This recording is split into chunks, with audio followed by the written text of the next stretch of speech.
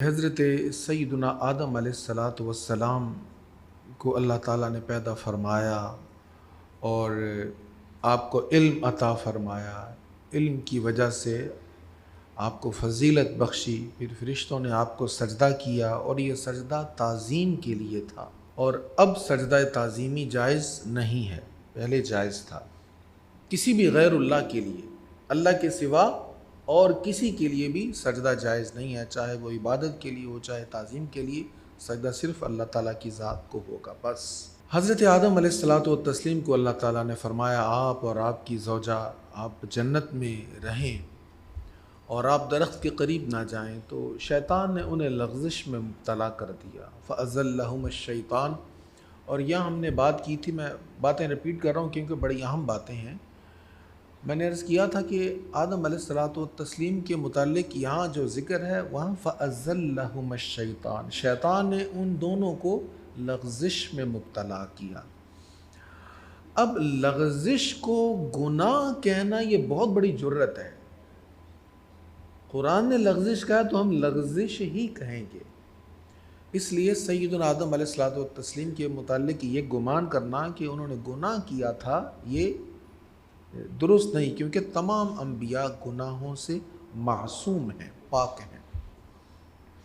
لغزش میں مبتلا کر دیا، اس نے کہا کہ میں تو آپ کا خیر خواہ ہوں اور اللہ تعالیٰ نے آپ کو کھانے سے تو منع کیا نہیں ہے، وہ تو لا تقربا، قریب جانے سے منع کیا ہے، تو آپ قریب نہ جائیں، یہیں سے کھا لیں۔ مفسرین نے اس پر بہت سی توجیحات پیش کی ہیں کہ کیسے، کئی انہوں نے صورتیں پیش کی کہ اس طرح ہوا ہوگا۔ بہرحال قرآن نے جو بات کہی ہم اسی پر بات کریں گے کہ شیطان نے انہیں لغزش میں مبتلا کیا، انہوں نے وہاں سے اس کو چکھا، کھایا، تو جو جنتی لباس انہوں نے پہنا ہوا تھا وہ لباس ختم ہو گیا۔ اب وہ جنت کے پتوں سے اپنے بدن کو ڈھانپنے لگے۔ یہاں پر یہ بیان نہیں ہے لیکن قرآن کریم میں دیگر مقامات پر ہے۔ وہاں جہاں یہ ذکر ہے کہ وہ جنت کے پتوں سے اپنے بدن کو ڈھانپنے لگے، پھر وہاں اللہ تعالیٰ نے فرمایا اے اولاد آدم خیال رکھنا، کہیں شیطان تمہیں بھی ایسے دھوکے میں نہ ڈال دے۔ اللہ کو پتہ تھا ایک وقت آئے گا کہ یہ انسان بھی بے لباس ہونا پسند کرے گا، یہ لباس سے باہر ہوگا۔ جس کو ڈھانپنے کا حکم ہے یا انسان کی فطرت میں جس چیز کو ڈھانپنا ہے اس کو ڈھانپنے کی بجائے اس کا اظہار کرے گا۔ تو صرف خواتین ہی نہیں، مرد بھی پیچھے نہیں ہیں۔ سوشل میڈیا نے جہاں اور بہت ساری تبدیلیاں کر دیں اور بہت ساری چیزیں تشت ازبام ہو گئیں، ان میں ایک یہ بھی ہے کہ اپنے جسم کا اظہار ہو رہا ہے۔ اللہ تعالیٰ ہمیں حیا نصیب فرمائے۔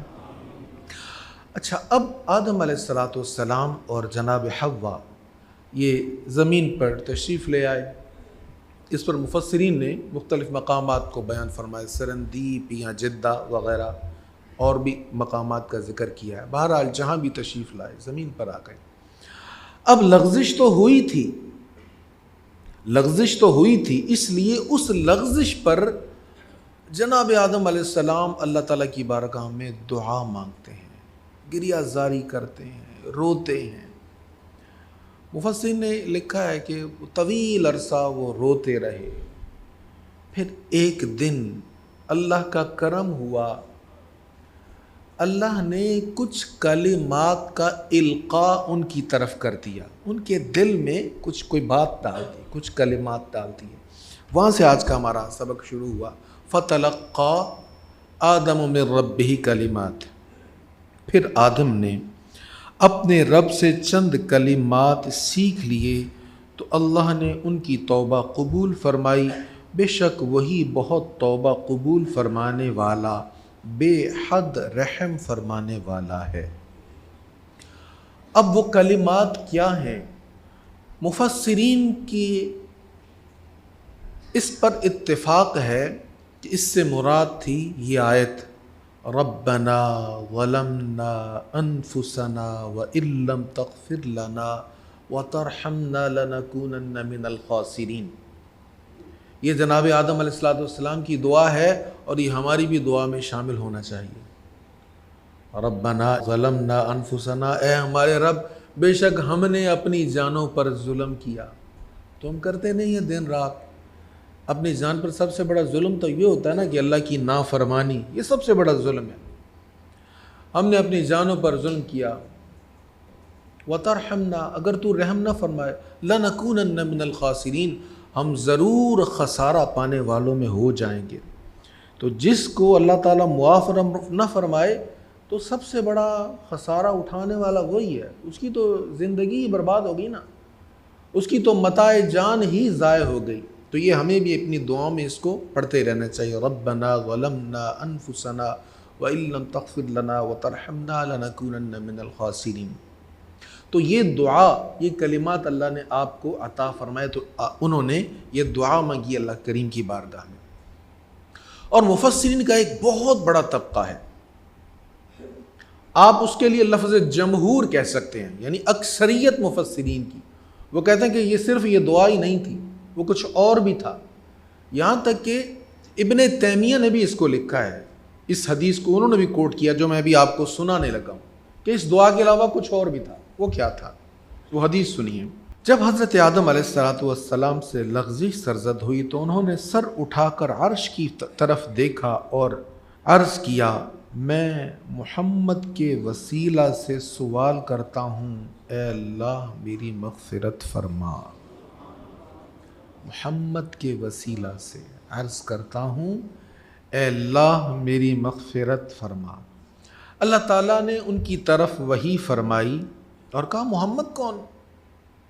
یعنی آپ محمد کو کیسے جانتے ہیں صلی اللہ علیہ وسلم. حضرت آدم علیہ السلام نے عرض کی، تیرا نام برکت والا ہے. جب تو نے مجھے پیدا کیا تو میں نے سر اٹھا کر عرش کی طرف دیکھا تو اس میں لکھا ہوا تھا، لا الہ الا اللہ محمد الرسول اللہ. میں نے عرش پر لکھا دیکھا، تیرے اتنے برکت والے نام کے ساتھ اس کا نام لکھا ہے. لیکن ایک کلمہ شریف میں ایک بڑا حسن ہے، جہاں پہلا حصہ ختم ہوتا ہے الا اللہ، تو اللہ تعالیٰ کا اسم شریف ہے، اور اس کے فوراً بعد جب اگلا حصہ شروع ہوتا ہے تو حضور کا نام ہے. اللہ اور محمد، اگر اس طرح ہوتا اللہ کے سوا کوئی عبادت کے لائق نہیں اور محمد اللہ کے رسول ہیں، تو معنی میں کوئی تبدیلی تو نہیں آ رہی تھی نا. لیکن اللہ نے بیچ میں اور نہیں لکھا، واو بھی بیچ میں نہیں شامل فرمایا، اپنے نام کے ساتھ محبوب کے نام کو جوڑ کر رکھ دیا. تو جناب آدم علیہ السلام نے عرض کی، تیرا نام بڑی برکت والا ہے، میں نے دیکھا کہ تیرے نام کے ساتھ کسی کا نام جڑا ہوا ہے، بیچ میں کچھ نہیں، کوئی انقطاع نہیں. تیرے نام کے ساتھ جس کا نام ہے وہ کوئی معمولی ذات نہیں ہے، اس لیے میں نے تیری بارگاہ میں محمد کا وسیلہ پیش کیا ہے صلی اللہ علیہ وسلم. تو میں نے جب دیکھا تو میں نے جان لیا تیرے نزدیک اس ہستی سے زیادہ بلند مرتبہ کوئی نہیں ہوگا جس کا نام تو نے اپنے نام کے ساتھ لکھا ہے. تب اللہ تعالی نے ان کی طرف یہ وحی کی، اے آدم وہ تمہاری اولاد میں سے تمام نبیوں کے آخر ہیں اور ان کی امت تمہاری اولاد کی امتوں میں سے آخری امت ہے، اور اگر وہ نہ ہوتے تو اے آدم میں تم کو پیدا نہ کرتا. اس حدیث کو کثیر مفسرین نے لکھا ہے، اور میں نے جیسا کہ عرض کیا فتاوی ابن تیمیہ میں ابن تیمیہ نے بھی اس کو لکھا ہے، انہوں نے بھی اس کو درست مانا ہے. تو اس سے معلوم ہوا کہ جناب آدم علیہ الصلاۃ والتسلیم کی توبہ حضور سید العالمین صلی اللہ تعالی علیہ وآلہ وسلم کے اسم شریف کے وسیلہ سے قبول ہوئی. تو جب جناب آدم علیہ الصلاۃ والسلام کی توبہ یوں قبول ہوئی تو ہماری بھی قبول ہوگی انشاءاللہ. اس لیے ہمارے بزرگ فرماتے ہیں، ہمارے بزرگ بڑے سمجھدار لوگ ہیں، معمولی بزرگ نہیں ہیں. کہتے ہیں دیکھو درود شریف جو ہے نا، اس کو اللہ تعالیٰ رد نہیں فرماتا. درود شریف ایک ایسا عمل ہے، ایک ایسا وظیفہ ورد ہے، اللہ اس کو رد نہیں فرماتا. اب بزرگوں کی سمجھداری دیکھیں، انہوں نے مشورہ کیا دیا کہتے جب تم دعا مانگو پہلے بھی دروشی پڑھ لیا کرو، آخر میں بھی پڑھ لیا کرو۔ درود رد نہیں ہوتا، جب اول رد نہیں ہوگا آخر رد نہیں ہوگا تو بیچ میں جو ہوگا وہ بھی قبول ہو جائے گا۔ سبحان اللہ۔ تو نام مصطفیٰ صلی اللہ تعالی علیہ وآلہ وسلم کی برکت سے جناب آدم علیہ السلام کی توبہ قبول ہوئی۔ اللہ نے فرمایا انہو هو التواب الرحیم، بے شک وہی بہت توبہ قبول فرمانے والا، بے حد رحم فرمانے والا ہے۔ ہم نے فرمایا تم سب جنت سے اتر جاؤ، پھر اگر تمہارے پاس میری طرف سے کوئی ہدایت آئی۔ اب یہ جناب آدم اور حوا انہیں کہا جا رہا ہے، اللہ تعالیٰ فرما رہا ہے کہ تم نیچے اتر جاؤ جنت سے، اور تمہارے پاس میری طرف سے کوئی ہدایت آئی تو جس نے میری ہدایت کی پیروی کی تو انہیں کوئی ڈر ہوگا اور نہ وہ غمگین ہوں گے، اور جن لوگوں نے کفر کیا اور ہماری آیات کی تکذیب کی وہی لوگ دوزخی ہیں، وہ ہمیشہ اس دوزخ میں رہیں گے۔ اب یہ ضابطہ اور قانون بن گیا اس وقت سے جب انسانیت کا نقطہ آغاز ہوا تھا کہ جو اللہ کی طرف سے حکم آئے گا، جو اس کی پیروی کرے گا کامیاب وہی ہوگا۔ دیکھیں انسانوں نے اپنے فائدے کے لیے سوچ سمجھ کر مشاورت کے بعد تجربات کے بعد قانون بنائے، رولز بنائے، اور اس کے مطابق پھر انسانی حقوق وضع کیے۔ مردوں کے حقوق کیا ہیں، عورتوں کے حقوق کیا ہیں، جانوروں کے حقوق کیا ہیں، تو ان کو وضع کون کر رہا ہے؟ انسان وضع کر رہا ہے۔ انسان کے وضع کیے ہوئے قوانین میں خطا ہو سکتی ہے، جس رب نے انسان کو بنایا ہے اس کے بنائے ہوئے قانون میں خطا نہیں ہو سکتی۔ اس لیے مسلمان یہ کہتا ہے کہ دیکھو آپ جو چاہیں قانون بنائیں، لیکن جو قانون میرے رب کے حکم کے متصادم ہوگا مسلمان اس پر عمل نہیں کرے گا۔ جو قانون نبی مکرم جان دو عالم صلی اللہ تعالی علیہ وآلہ وسلم کی تعلیمات کے ساتھ متصادم ہوگا مسلمان کے شایع نشان نہیں ہے کہ وہ اس کو ایکسپٹ کرے۔ یہی وجہ ہے کہ ہمارا ملک پاکستان جب بنا تو اس کی بنیاد میں یہ بات لکھ دی گئی ہے کہ اس کا کوئی قانون ایسا نہیں ہوگا جو قرآن و سنت کے خلاف ہوگا۔ الحمدللہ ہمارا ملک وہ ملک ہے، وہ واحد ملک ہے جس کی بنیاد کلمہ طیبہ ہے جو اسلام کے لیے حاصل کیا گیا۔ پوری دنیا میں کوئی ایسا ملک نہیں ہے جو اسلام کے لیے حاصل کیا گیا ہو، صرف ایک پاکستان ایسا ملک ہے جو میرے آقا کریم علیہ السلام کے نظام کے لیے، نظام مصطفیٰ کے لیے حاصل کیا گیا ہے، اور اس کے قانون میں یہ بات لکھ دی گئی، اس کی بنیاد میں یہ بات لکھ دی گئی ہے کہ یہاں پر وہی قانون بنے گا جو قرآن و سنت کے مطابق ہوگا، اور حاکمیت جو ہے وہ رب العالمین کی ہے، اس کے حکم کے مطابق ہی قانون یہاں پر بنایا جائے گا۔ اللہ تعالی ہمیں اس پر عمل کی بھی توفیق عطا فرمائے، اور اس ملک کو صحیح معنوں میں حضور کا ملک بنانے کی، اللہ اور اس کے رسول کے احکامات پر عمل کرنے والا ملک بنانے کی توفیق عطا فرمائے، اور یہاں نظام مصطفیٰ کا نفاذ فرمائے۔ اب یہاں پر حضرت آدم علیہ الصلوۃ والتسلیم کا واقعہ اس مقام پر ختم ہو گیا ہے۔ قرآن کریم میں اور مقامات پر آئے گا، یہاں پر ختم ہو گیا ہے، اور یہ ہے آیت نمبر 40، آیت نمبر 39 آیت نمبر 40 سے بنی اسرائیل کا ذکر ہو رہا ہے۔ سورہ بقرہ شریف جو ہے یہ مدینہ منورہ میں جب حضور تشریف لے آئے اس دور میں نازل ہوئی، اور مدینہ منورہ میں اکثر معاملات جو مسلمانوں کی تھے وہ یہود کے ساتھ ہیں، اور ہم پڑھ چکے ہیں کہ یہود ہی وہ ہیں جو بنی اسرائیل کی اولاد میں سے تھے یا ان کے جانشین ہونے کے دعوے دار تھے۔ تو بنی اسرائیل کا بہت زیادہ تذکرہ سورہ بقرہ میں آپ کو سننے کو ملے گا۔ تو ارشاد ہوا اے بنی اسرائیل میری اس نعمت کو یاد کرو جو میں نے تم کو عطا کی تھی، اور تم میرا عہد پورا کرو، میں تمہارا عہد پورا کروں گا، اور تم مجھ سے ہی ڈرو۔ بنی اسرائیل کو اللہ فرما رہا ہے کہ میری نعمت کو یاد کرو، میری نعمت کو یاد کرو، تو تم میرا عہد پورا کرو، میں تمہارا عہد پورا کروں گا۔ تم میری نعمت کو یاد کرو، میرا عہد پورا کرو، تو میں بھی تمہارے ساتھ کیا ہوا عہد پورا کروں گا۔ دیکھیں اللہ رب العالمین کے جو بندے ہیں ان کے ذمہ لازم ہے کہ اللہ کی بندگی کریں، فرض ہے نا۔ بندے کا کیا کام ہے؟ کوئی آگے سے مطالبہ کرے کہ یہ ہوگا تو میں بندگی کروں گا، بندے نے تو بندگی کرنی ہے نا، وہ تو محض عاجز ہے۔ یہ اللہ کی رحمت ہے، اس کی کرم نوازی ہے، وہ کہتا ہے کہ تم عہد پورا کرو گے تو میں بھی پورا کروں گا، یہ محض اس کی رحمت ہے، وہ کہہ رہا ہے۔ اچھا یہاں پر ایک بڑی مزے کی بات ہے، بنی اسرائیل کو کہا اے بنی اسرائیل تم میری نعمت کو یاد کرو، لیکن امت محمدی کو یہ نہیں کہا، حضور کے غلاموں اپنے نصیب پر ناز کرو، انہیں کہا تھا میری نعمت کو یاد کرو، اور تمہیں کیا کہا، مجھے کیا کہا، ہمیں یہ کہا فَاذْكُرُونِي أَذْكُرْكُمْ، تم مجھے یاد کرو۔ اے میرے مصطفیٰ کے غلاموں تم مجھے یاد کرو، میں تمہیں یاد کروں گا، تم میرا ذکر کرو، میں تمہارے چرچے کر دوں گا، تمہاری دھومیں مچا دوں گا۔ انہیں نعمت یاد کرنے کا کہا، ہمیں اپنی ذات کو یاد کرنے کا کہا۔ اس کی وجہ یہ ہے کہ پہلے انبیاء